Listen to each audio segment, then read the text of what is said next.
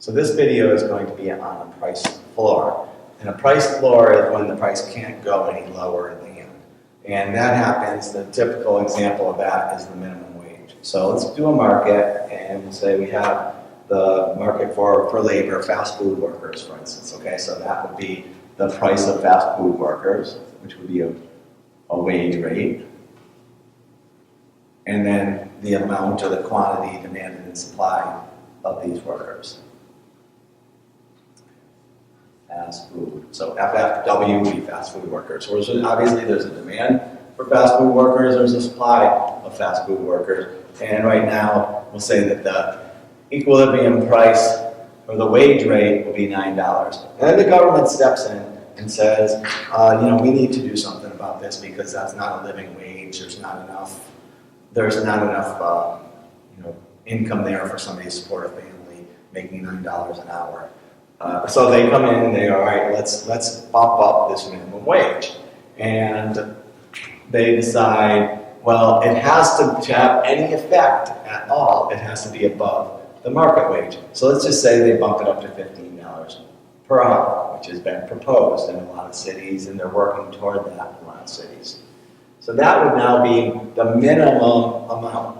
Now what happens is we go back to the difference between these quantity supplied and quantity demanded, and at a price of 15, we're now at this amount. This would be, if I'm going from 15, I go over to the demand curve, that would be the quantity of workers demanded. And let's put some numbers in here just to say the restaurant hires 20 people, and now they're going to only hire 15. And the amount supplied is now there's 30 people willing to work, and again, that doesn't really matter because they're not going to get jobs anyway, but this is the quantity supplied. Right, so what happened with this minimum wage increase is that we started at 20, right? But that's irrelevant. That was our starting point. That's not where we are now. Where we are now is we're up here. So now we have a demand, a quantity demanded, or only 15 people that the companies want to be hiring. And then we have more people entering into the workforce. So this causes a couple of problems. One, all these people now are willing to work at that higher wage rate. These people are all unemployed because this is the amount of people demanded, this is the amount of people supplied. But from an clearly economic standpoint, we look at it from, okay, well, there's a greater supply than there is demand, so this is a surplus of workers. Surplus of workers / unemployment, right? They're the same thing. So this would be a surplus because the quantity supplied is greater than the quantity demanded. And it's always look at these things from the supply side. When we're talking about surpluses, it's always mentioned from the supply side.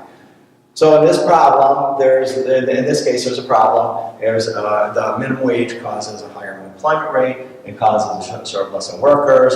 And so people who did have a job, remember the company was hiring 20, now they're only hiring 15. So that's people who lost their jobs. And so you say, all right, well, there's politically speaking, there's some good things. These people are now making more money. The bad thing is though that people have lost their jobs.